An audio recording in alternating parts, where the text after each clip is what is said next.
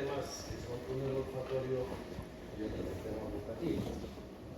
Y el día que hablemos del sistema auditivo, vestibular, visual. Ahí va. El sistema olfatorio es un sistema, como todos, muy importante para la sobrevivencia en muchas especies, también para nosotros, por supuesto.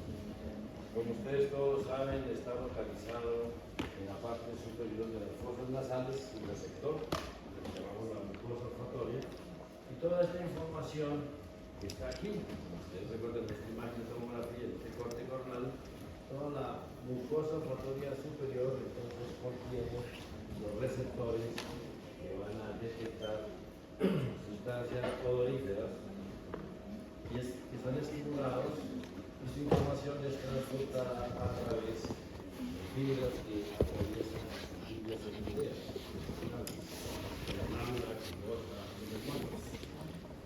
Y aquí ustedes tienen la apófisis crista galli. Recuerden que al lado y lado de la apófisis crista galli, en la parte inferior, tenemos entonces localizados los bulbos olfatorios.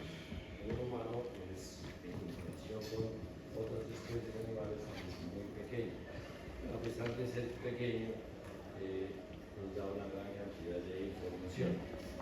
Entonces tenemos aquí ubicados los cornetes, el tabique, en la parte superior, repito que tenemos mucosa olfatoria. En la parte inferior lo que tenemos es mucosa respiratoria.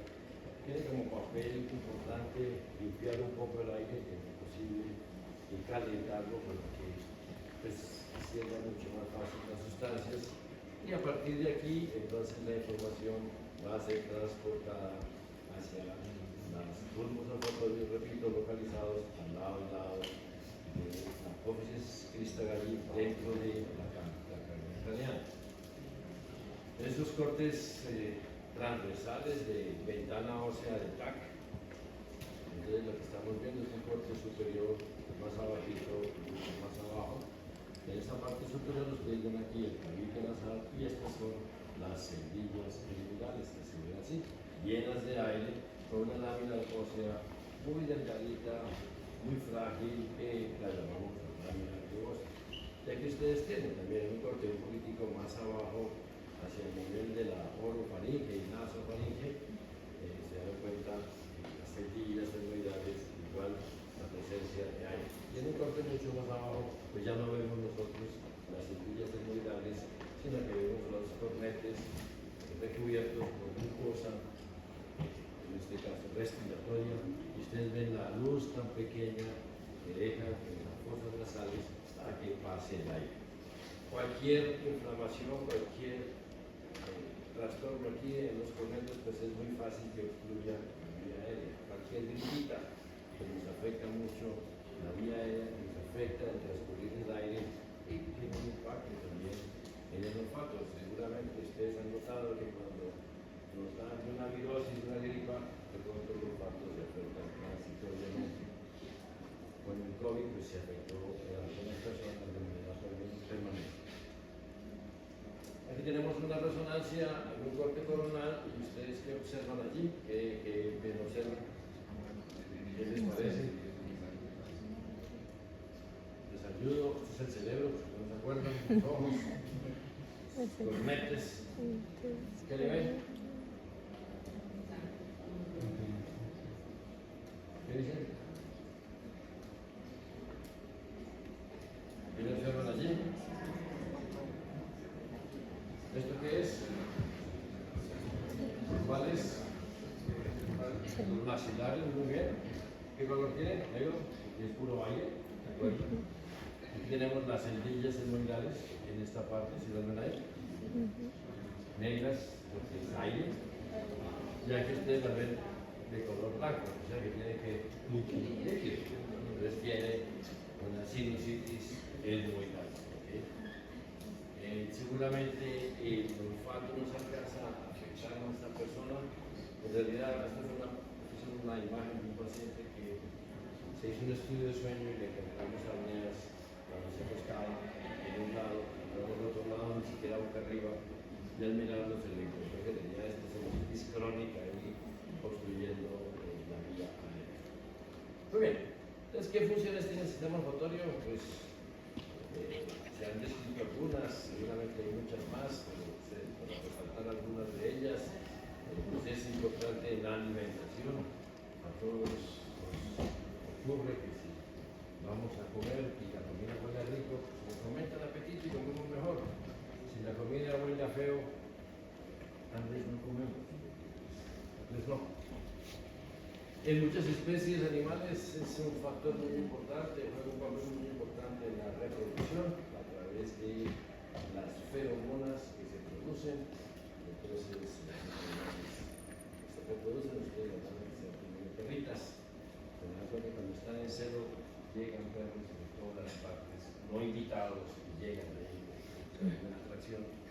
También para la interacción social es muy importante y como respuesta de defensa, porque algunas especies animales, pero nosotros también podemos detectar algunos olores que nos avisan que hay peligro.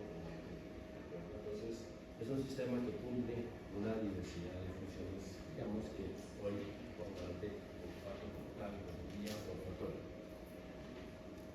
Mejor olor que cada persona quiere. Sí, dice, se hizo un estudio hace un tiempo, se le preguntaba a la gente qué olor le gustaba más y decía el olor del sudor. Y entonces por eso una compañía finlandesa sacó un perfume con olor de sudor de los empleados. Con una estupendamente. Entonces cuando suden no se preocupen, que tiene una acción muy importante. Ahí está. Muy bien. ¿Cuántos estímulos olfatorios podemos detectar nosotros? Entonces, este es un paper de un análisis más que real, digamos, es matemático, pero lo traigo para que tengamos presente lo siguiente. Aquí los humanos podemos discriminar hasta 1 millón de colores, dice ahí, y casi la mitad de 1 millón de diferentes tipos de sonido. Y se dice que más o menos los estudios clásicos dicen que podemos discriminar hasta 10.000 tipos de colores en términos generales. De todas maneras, si ustedes se dan cuenta, toda esa capacidad es impresionante. No, los describen desde 20 olores, pero dicen de aquí hasta 10.000 olores. Y basados ellos en una serie de elementos matemáticos y demás, dicen que podemos discriminar hasta 1 trillón de estímulos olfatorios de diferentes tipos de estímulos olfatorios combinados. De todas maneras, lo traigo es para que tengamos presente, publicado en la revista Science, por favor, tengamos presente que la capacidad olfatoria es impresionante, es amplia. En el humano, comparado con otros animales, es tal vez la más pobre, pero siendo muy importante, con un papel muy importante. Entonces, ¿qué es la mucosa olfatoria? Es esta parte donde están localizados los receptores, donde está localizado el origen del olfato. Ahí están los receptores que detectan las sustancias odoríferas que vienen por el aire, ¿de acuerdo? ¿Dónde está localizada esa mucosa olfatoria? Como les mencioné, en el tercio superior de la cavidad nasal, haciendo parte de los cornetes, haciendo parte del tabique nasal. ¿Qué tenemos allí en la mucosa olfatoria? Pues tenemos una gran cantidad de neuronas. Por supuesto esto es una mucosa que tiene una membrana basal, como todos los tejidos epiteliales y demás. Tiene una gran cantidad de de células cilíndricas que se llaman células sustentaculares, con una gran cantidad de microvellosidades que miran hacia el espacio de las fosas nasales. Entonces, estas células cilíndricas con una gran cantidad de microvellosidades cumplen, se dice, 2 funciones esenciales. Una es producir moco, que está tapizando toda la mucosa olfatoria, y también ayuda a sostener y a alimentar las neuronas que están ubicadas entre estas células cilíndricas. Hacia la membrana basal tenemos una serie de células que se llaman células basales, porque están en relación con la membrana basal. Estas células basales son células mesenquimatosas y tienen la propiedad de reproducirse y recambiar las neuronas que vayan muriendo. Entonces la mucosa olfatoria va cambiando semana a semana con nuevas neuronas gracias a la presencia de células basales. Si no hay células basales, se atrofia la mucosa. ¿Okay? Y tenemos, por supuesto, tenemos aquí estas hermosas neuronas, que son las neuronas olfatorias, miles de ellas, cientos de miles de ellas que están en la mucosa olfatoria. Pues hay una gran cantidad, cientos de miles de células olfatorias que, como ustedes se dan cuenta, tienen su cuerpo ahí ubicado hacia la línea media de la mucosa. Este cuerpo se vigila en la porción basal y va circulando hacia la superficie de la cavidad nasal. Y tiene dos prolongaciones. Una prolongación que llamamos dendrita, que se dirige hacia la cavidad nasal. Entonces, imaginémonos cientos de miles de prolongaciones que se dirigen hacia la cavidad nasal y terminan en un pequeño abultamiento que llamamos entonces el botón olfatorio, y de ese botón olfatorio se desprende una gran cantidad de cilias o cilias. ¿Okay? En estas cilias entonces tenemos nosotros los receptores odoríferos. Entonces aquí hay, si tenemos cientos de miles de neuronas olfatorias, multipliquemos eso por 10 cilias, pongámosle, y en cada cilia tenemos una gran cantidad de receptores olfatorios. Entonces tenemos que esta porción está mirando, está en la superficie de las fosas nasales, que estas células cilíndricas producen el moco que está suspendido aquí entre las cilias. Entonces las cilias están suspendidas en el moco. ¿Qué pasa? Viene el aire con las partículas odoríferas que se suspenden en el moco. Se dice que en el moco hay unas proteínas que toman las sustancias odoríferas y se las presentan a los receptores odoríferos de las células olfatorias. La otra porción es la porción que toma una dirección opuesta, es una porción que toma la dirección ascendente. Entonces son cientos de prolongaciones que llamamos axones, que van a dirigirse hacia las endillas terminales, atraviesan la lámina fibrosa y van a entrar en el bulbo olfatorio. Entonces, esa cantidad de fibras que están atravesando esta lámina etmoidal, entonces forman lo que conocemos como el nervio olfatorio. Entonces, cuando hablamos del nervio olfatorio, en realidad estamos hablando de cientos de miles de fibras que están atravesando la lámina fibrosa. No es uno, son muchos, pero decimos el nervio olfatorio. Y todas estas fibras entonces penetran aquí al bulbo olfatorio. ¿Qué más tenemos en la mucosa olfatoria? Tenemos estas glándulas que se llaman glándulas de Bowman, que producen moco, y este moco va a liberarse por este canal de las glándulas de Bowman y están aquí ocupando la superficie de la mucosa olfatoria. Entonces, todas estas botones olfatorios y sus cilios están suspendidos en moco de la mucosa olfatoria. Necesario para sostenerlos, necesario para que puedan transcurrir por ahí las proteínas olfatorias y también necesario para defenderse de elementos que sean nocivos.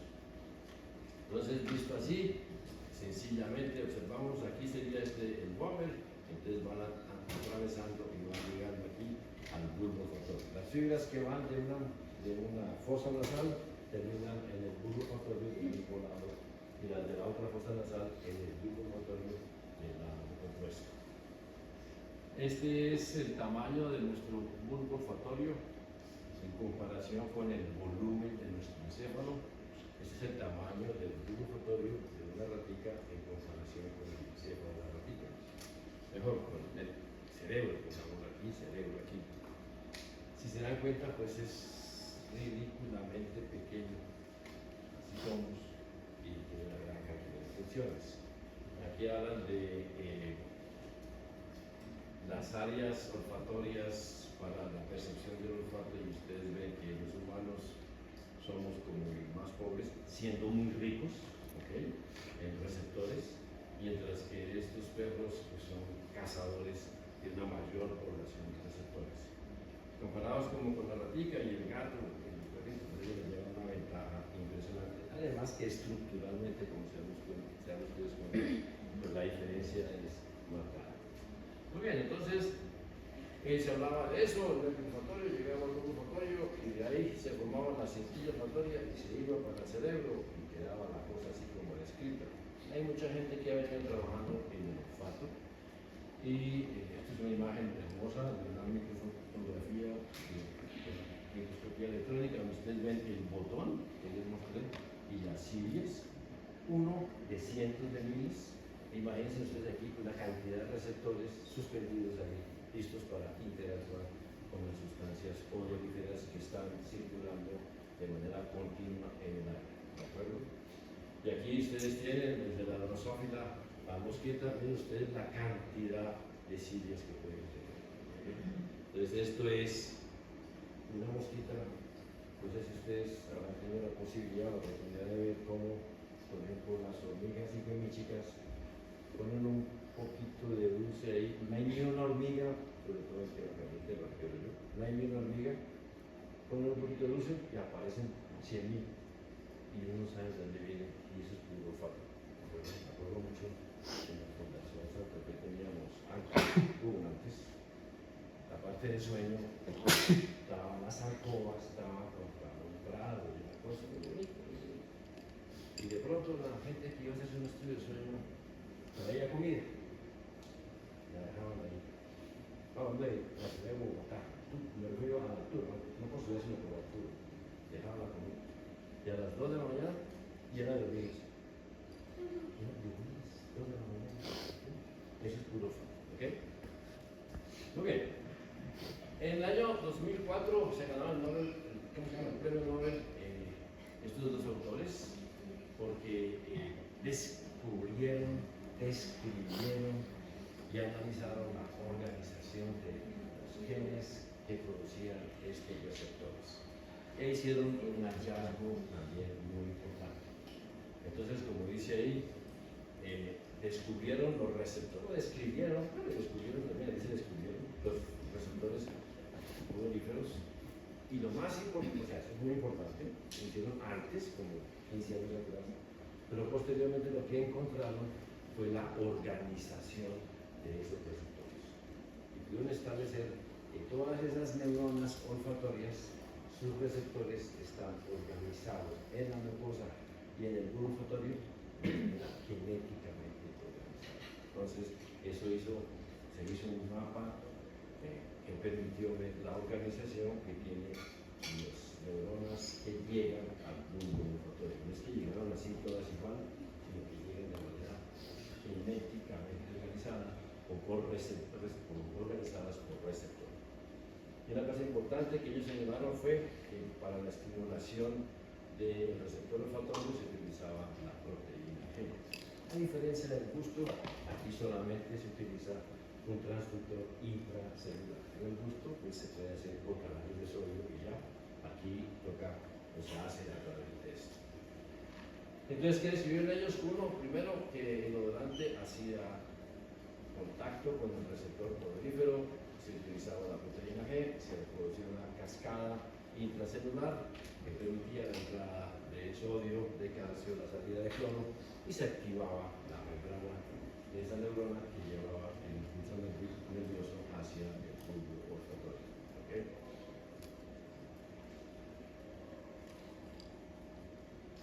Y después, después se describieron cómo las células olfatorias expresaban un gen, un tipo de receptor. Entonces, unas expresaban un tipo de receptor, otras expresaban un tipo de otro receptor. Todas penetran en el bulbo olfatorio y cuando esos axones penetran en el bulbo olfatorio, se introducen en unas estructuras que están en el bulbo olfatorio que llamamos los glomérulos olfatorios. Entonces, si tenemos cientos de miles de fibras llegando a cada bulbo olfatorio, pues tendremos algo similar de números de glomérulos característica. Las neuronas, pues las pintamos aquí del mismo colorcito, después de la cuenta verde, moradito, azulito. Las neuronas que expresan un tipo de receptor, independiente de donde estén localizadas en la mucosa olfatoria, terminan en el mismo momento. Vamos a dar ejemplo.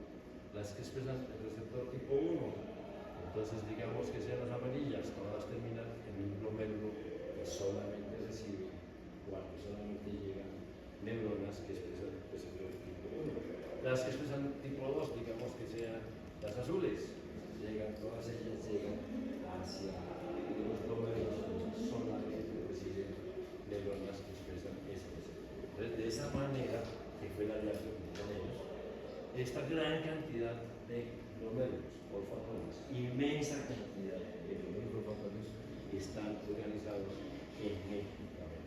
Están organizados de tal manera que permita localización diferente para diversos tipos de genes, también diversos tipos de detección de olfato. Se dice en general que todos los receptores olfatorios pueden detectar diferentes tipos de olfato y que una misma sustancia olfatoria puede activar varios receptores olfatorios, pero que están organizados de esta manera. Aquí para generar a ustedes entonces esquemáticamente, como ustedes lo ven aquí, el bulbo olfatorio en un corte coronal, ¿de acuerdo? Aquí estaría la apófisis cristalae, aquí ustedes ven la apófisis cristalae, ¿se dan cuenta? Este tipo de esquema. Y aquí la flecha roja, que está marcada aquí también, está señalando el bulbo olfatorio humano. Entonces, si ustedes se dan cuenta, o mejor, si ustedes se imaginan, si nos imaginamos, aquí tenemos nosotros el bulbo olfatorio y como ustedes se dan cuenta, hacia la parte externa del bulbo olfatorio que tenemos nosotros, la cantidad de glomérulos olfatorios. Y a todos ellos les están llegando cientos de miles de fibras, repito, propaganda genéticamente realizadas. ¿Okay? ¿De acuerdo? Así somos. Entonces, de toda esta mucosa olfatoria, salen miles de fibras que ascienden y terminan de manera organizada en los glomérulos olfatorios. Entonces, si ustedes se dan cuenta, el bulbo olfatorio, bajito, tiene en la periferia las fibras que están llegando y los glomérulos olfatorios. Y aquí adentro tendrá inmensidad de neuronas. ¿Okay? Esto es la parte más externa de cada bulbo olfatorio. Esto es un experimento hecho en ratitas donde colocan, que expresan como dice aquí, un receptor único de olfato. Aquí está el nombre, pero M71, digamos que A. Y lo marcan, ustedes se dan cuenta. Esta es la mucosa olfatoria para estas neuronas que marcan o expresan ese receptor. Y ven ustedes cómo todas convergen aquí, estaría un glomérulo olfatorio. Ustedes se imaginan la cantidad de receptores que hay, pues esto es una cosa organizada de manera muy compleja. Aquí tenemos lo que ellos publicaron, esto es en la New England, el esquema que ellos hicieron, que es un esquema muy válido y que sigue siendo muy vigente. Aquí tienen ustedes la mucosa olfatoria, los diferentes tipos de neuronas olfatorias, como se dan cuenta aquí están pintaditos los bulbos olfatorios aquí con las siglas, y cada una de ellas expresa un tipo de receptor.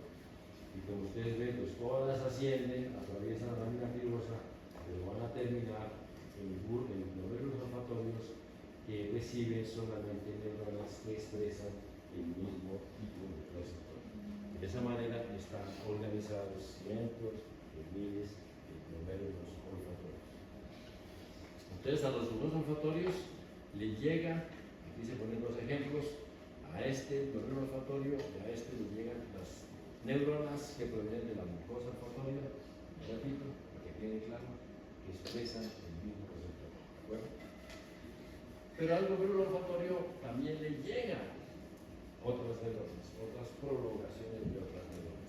En el bulbo olfatorio tenemos esta cantidad impresionante de neuronas que se han llamado neuronas mitrales, que fueron descritas hace muchísimo tiempo. Posteriormente se describieron estas, las neuronas en penacho.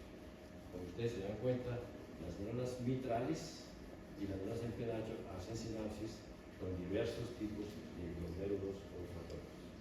Aquí habrá unas interneuronas que están entre los glomérulos que ayudan a conectarlas entre sí y ayudan a sostenerlas.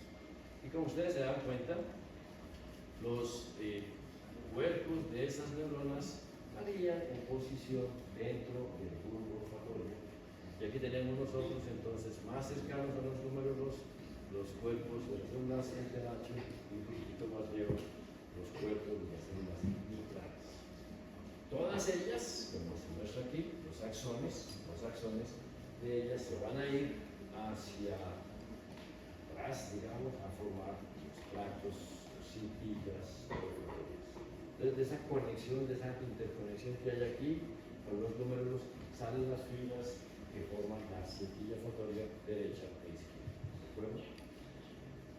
Estas son abundantísimas, pero las más abundantes son las que marcan aquí la capa de células granulosas, que no las pintan, pero ahí están.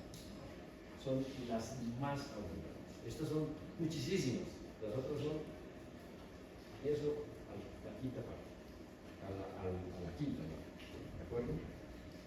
Aquí tenemos entonces células granulosas, tenemos un glomérulo, repito, aquí llega la parte olfatoria, llegan las células vitrales, las células en penacho, hacen sinapsis, hay unas neuronas que llamamos periglomerulares que ayudan a sostener.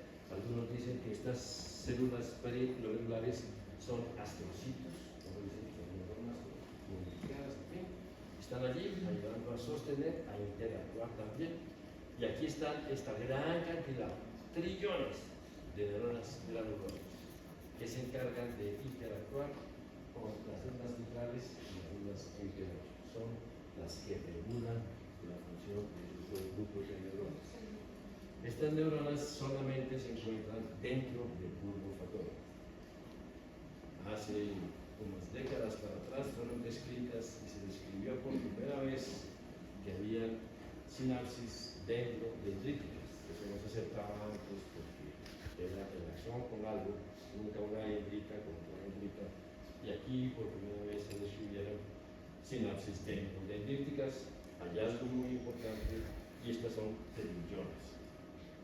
En este corte que ustedes ven acá, con una atención especial, este es un corte que entonces transversal, como dice aquí, una corte horizontal. Y les traigo aquí el ejemplo que tenemos nosotros. Este es un corte coronal y quiero señalar lo que está aquí afuera pintadito en azul.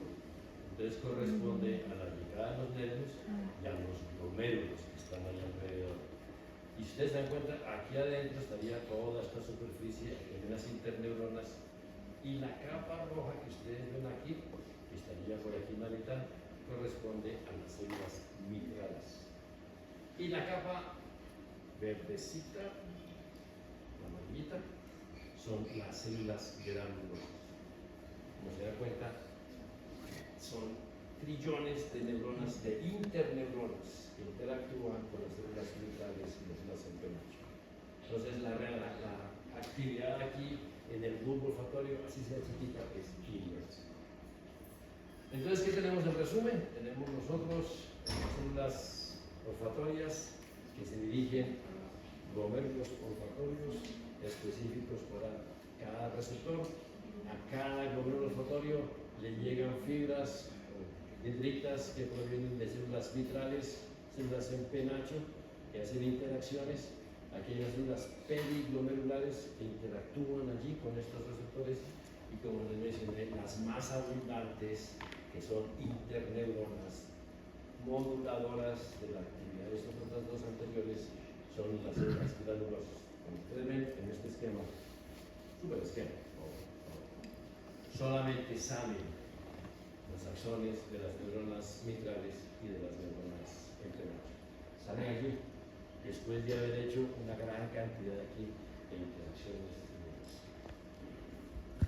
¿A dónde van? Entonces se forman los dos bulbos olfatorios y a partir de aquí se van a hacer los dos tractos olfatorios que, recuerden, en la parte posterior se bifurcan esas cintillas o tractos olfatorios en dos prolongaciones que llamamos las estrías olfatorias. Una se llamará estría olfatorial lateral, otra se llamará estría olfatorial medial. La lateral pues se dirige hacia afuera, entonces va a ir a T5, ¿se acuerdan del T5?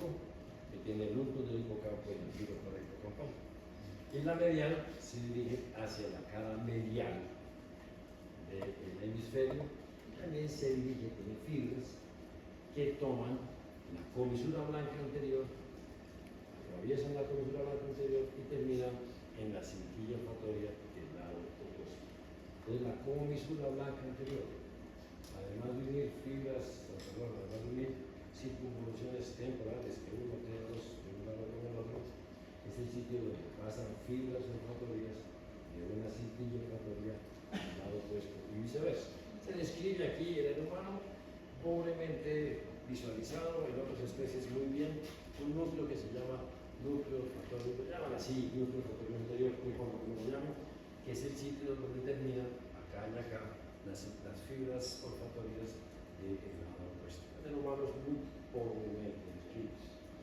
En muchas especies, aquí hay una parte, ustedes recuerdan esta región pintadita en rojo, que llamamos en anatomía sustancia perforada anterior, se llama así porque por ahí penetran las ramas, las arterias, las ramas perforantes de las arterias cerebral media y anterior, cada lado.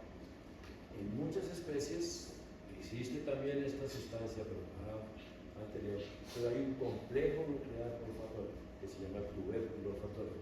En el humano, pues, tenemos tuberculito, pero ahí está, es muy poquito, pero ahí está. Muy bien, entonces, ¿qué tenemos nosotros?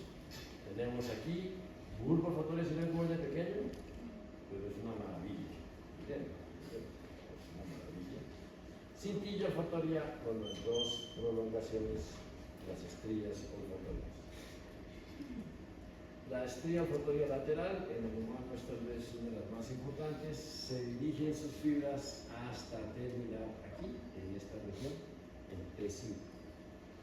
T5, me recuerdo, en anatomía llamamos esta parte el lúpulo del hipocampo, esta parte le llamamos el giro parihipocampal. Digamos que 4 es giro parihipocampal y 2 sería un del hipocampo. El 3 aquí con un circulito ahí hace referencia al complejo amigdalino que recuerden ustedes está profundo al bulbo del hipocampo. Profundo al giro parihipocampal está el hipocampo. Entonces, profundo al uncus complejo amigdalino que es inmenso y atrásito el hipocampo. El complejo amigdalino y el hipocampo, aquí un paréntesis, es de los elementos del sistema nervioso más antiguos. ¿Okay? El complejo amigdalino lo llaman también archiestriado, porque es lo primero que aparece en todos los elementos basales. El hipocampo es tan viejo que tiene partes que tienen solamente una o dos capas de neuronas, pero cumple funciones claves. Entonces, la información olfatoria, como está señalado aquí, viene de la mucosa olfatoria, atraviesa la glándula pigmosa formando un nervio olfatorio, termina en el bulbo olfatorio, pasa a la cintilla olfatoria y se va a distribuir aquí, en esta región. Entonces, ¿qué llamamos aquí? Corteza piriforme. Se llama así, corteza piriforme, porque en algunos animales el uncus del hipocampo tiene pura pinta, como una perita mucho más prominente. En el humano es más pequeño. Entonces, desde el punto de vista funcional, al uncus lo llamamos corteza piriforme. Va al tubérculo olfatorio que les mencioné, está aquí, ven aquí la rayita rojita, termina la sustancia perforada anterior. En el humano es muy pobre, pues, no, ahí está. Y lo que pasa es que de este tubérculo olfatorio sale información a otras partes. Termina en el complejo amigdalino, que está aquí, profundo al uncus del hipocampo, y termina en este que se llama la corteza entorrinal, que hace referencia a la corteza o al giro parahipocampal. Entonces, a esto lo llamamos corteza piriforme entorrinal, tubérculo olfatorio que da el complejo amigdalino. Todas las aferencias, o mejor, casi todas las aferencias que llegan a la corteza cerebral lo hacen a través de los tálamos. Cuando hay un día de dolor tanto profundo, al tálamo, el tálamo ya. Tiene que ser visión, al tálamo, audición, al tálamo ya. Excepto la línea frontal llega directamente a la corteza. No pasa por el tálamo para la corteza. ¿Okay? Entonces, llega aquí, y como llega, bilateral, y llega información de ambos cintillas, porque recuerden, aquí está la comisura blanca anterior que conecta a los cintillas olfatorias.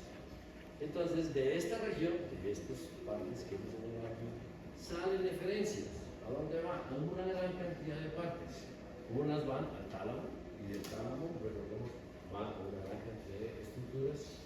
Va a la corteza órbito-frontal. La corteza órbito-frontal es esta parte de acá, que tiene mucho que ver, se dice, desde el punto de vista funcional, que la corteza órbito-frontal tiene mucho que ver con el comportamiento humano, con la toma de decisiones.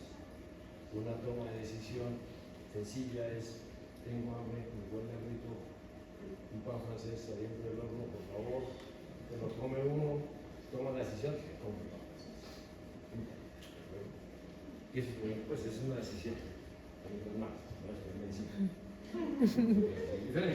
Diferente. Va al hipotálamo, de aquí, de esta región sale al hipotálamo. ¿Qué hace allí?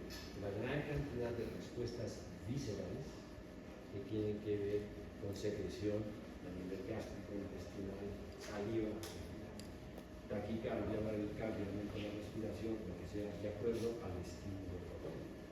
Si estamos oyendo algo que nos produce aversión, nuestra parte visceral cambia en comparación con la atracción. Y va a la formación hipocampal que está aquí. Esta formación hipocampal tiene que ver con la memoria. Entonces, ahí va información olfatoria y de ahí va a otras regiones, pero ahí se realiza la parte de memoria olfatoria. Por eso, hoy olemos un perfume que hemos olido antes, olemos algo y decimos: ah, se está calentando allí, o viene un animalito. ¿De acuerdo? Entonces, esa es la vía olfatoria, cómo llega a partir de estas dos estructuras que se ven pequeñas, pero como se dan cuenta ustedes, son maravillosas. Profesor, en la anterior imagen, ¿cuál era la corteza piriforme? ¿Cuál era el cuerpo olfatorio? La corteza que Piriforme. piriforme es esta, el La lupus. corteza del lupus. El lupus. O sea, el lupus, en la perspectiva olfatoria, se llama corteza piriforme. El giro parihipocampal, en la perspectiva otra vez, se llama corteza endocrina. Pero las vías olfatorias son para el propio animalito. Claro, van a la corteza de aquí y van también al complejo nigrano. Están muy pegaditos los dos. O sea, si uno corta aquí el espacio corte, lo que sea, digamos coronal, ahí está el complejo nigrano y la corteza está muy pegada. El tubérculo sí es el El tubérculo es aquí, en la sustancia perforada. Entonces, a manera general, pues esta es la vía que se describe, pero si se viera un poquito con mayor detalle, además de lo que hemos visto, al bulbo olfatorio le llega información de otras regiones. Le llega información que proviene de la región septal. Esto se llama el locus ceruleus, que cumple una gran cantidad de funciones.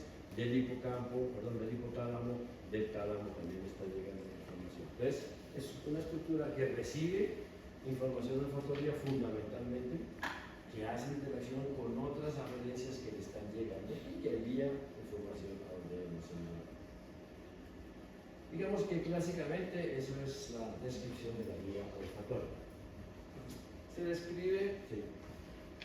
Los receptores del olfato se saturan, digamos, cuando uno está con olores, se acostumbra a olores porque Se satura. Sí, que entra uno a un sitio y huele a feo y se queda ahí, y después como que se le olvida que huele a feo, llega alguien y ¡uy, cómo huele a feo! Se describe otro sistema dentro de la vía olfatoria que se llama el sistema gómero nasal. sistema nasal es un sistema que cumple una función más específica, claramente definida en otras especies. En el humano, pues, de pronto también tiene alguna vigencia, digamos así. El sistema nasal, pues se llama así porque es una parte de la mucosa olfatoria que está ubicada en la parte superior y posterior del vómito. Aquí estaría esta mucosa olfatoria. Estructuralmente es igual que la mucosa olfatoria de cualquier otra parte, solamente que esta porción de la mucosa olfatoria posee neuronas que detectan las feromonas. Las feromonas son hormonas que se producen en algunas especies animales para la reproducción. Se liberan las feromonas y llegan los feromonos a interactuar para mantener la especie. Estamos en vía de extinción, tenemos que colaborar con la naturaleza. En el humano, pues no pareciera que fuera así. Entonces, ¿qué ocurre? En la información olfatoria llega igual, se estimula esta porción específica de esa mucosa, ¿okay? Y la información de ahí termina en el bulbo olfatorio, en una porción específica del bulbo olfatorio, que llamamos el núcleo, o bueno, como llaman ahí, el bulbo olfatorio accesorio, porque es, digamos, cumple una función mucho más específica que el resto del bulbo olfatorio. ¿Okay? ¿Y qué ocurre? Que esa porción, ese bulbo olfatorio accesorio, por esa porción que llamamos región accesoria del bulbo olfatorio, salen neuronas, ¿de acuerdo?, que se dirigen exclusivamente al complejo amigdalino. El complejo amigdalino, como ustedes se dan cuenta, aquí lo ponen, va al hipotálamo y va a la corteza orbitofrontal, que estaba caída, ¿de acuerdo? El complejo amigdalino tiene que ver mucho con el comportamiento humano, pues con el comportamiento, con el área de pánico, de agresividad, pero también de comportamiento sexual. ¿Okay? Entonces, parte de eso viene por la conexión que tiene con la ¿okay? Entonces, es un punto aparte, un sistema que va, digamos, confundido con las demás neuronas, pero que cumple una función específica muy importante para el mantenimiento de las especies. ¿Okay? Por eso la función del olfato, en este caso, no solamente es oler, pues es oler, pero además cumple una función más allá de mantener las especies. Aquí tenemos unas imágenes por resonancia en la que se observa ante un estímulo olfatorio pasivo. Estas son resonancias funcionales. Aquí dice funcional, bueno, hecho, lo dice funcional. Siempre que ustedes vean F en oral, es resonancia funcional. ¿Qué es lo que hace uno? Uno mira qué parte de la resonancia se activa. El resonador, un resonador activa ante algún estímulo. Es como si le decimos a la persona que hable, uno mira qué parte del encéfalo se activa. Aquí el estímulo es que le colocan olores pasivamente en la superficie nasal. Ustedes ven cómo se activa aquí la parte orbitofrontal y la región que tiene que ver con el hipocampo y con el complejo amigdalino. Entonces es una función, pues, que digamos que ratifica lo que se ha venido describiendo a través de las décadas de la línea olfatoria. Y esto es un estudio, pues, muy simpático, chistoso. Niños, en chiquitos, en neonatos, les ponían estímulos olfatorios y les hacían una resonancia. A ver si de chiquitos ya olían. Les ponían estímulos, trabajo muy chistoso, porque les ponían estímulos del olor de la leche materna es muy prolongado, pero el mismo olor de la leche materna, ustedes se dan cuenta, materna es un mamá. Se dan cuenta cómo se activan las partes que hemos venido describiendo, constituyen la región cortical de la materna. Muy bien.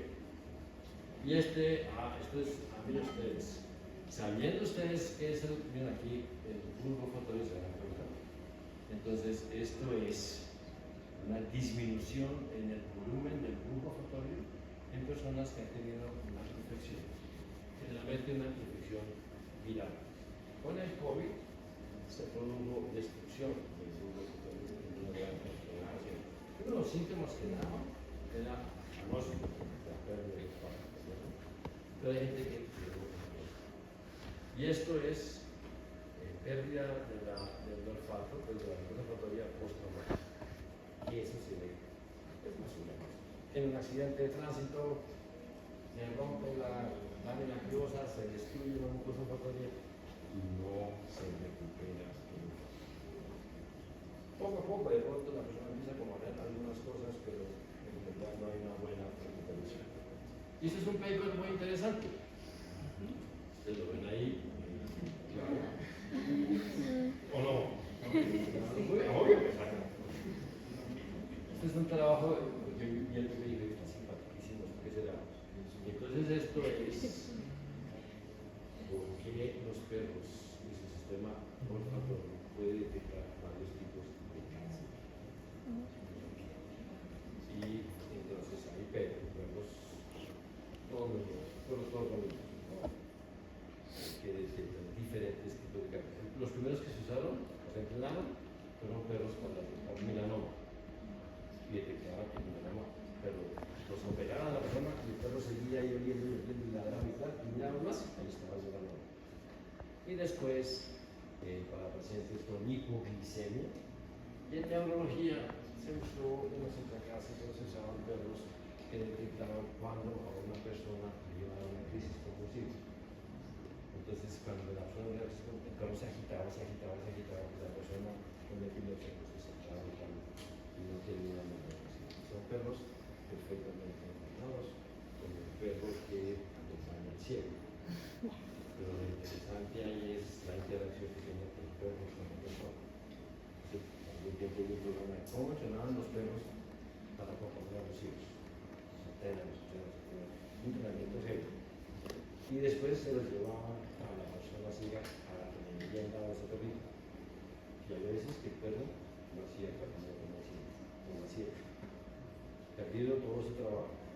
Entonces hacía empatía. Bueno, muy bien. Ese es entonces el sistema olfatorio. Como ustedes se dan cuenta, es un sistema maravilloso.